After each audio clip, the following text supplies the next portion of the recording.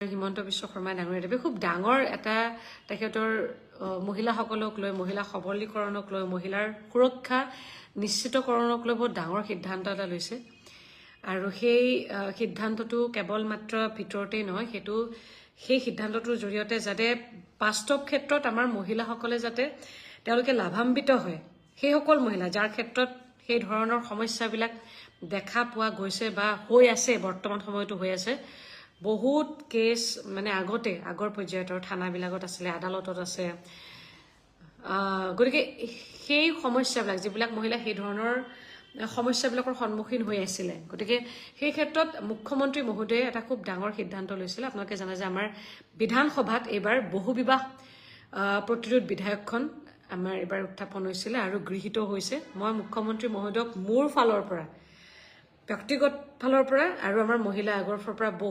বহুত ধন্যবাদ জনাইছো বহুত ডাঙৰ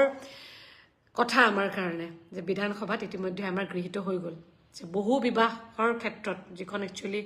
বহুত আগতে হ'ব লাগিছিলে নহলে কি জানে থানাসমূহতো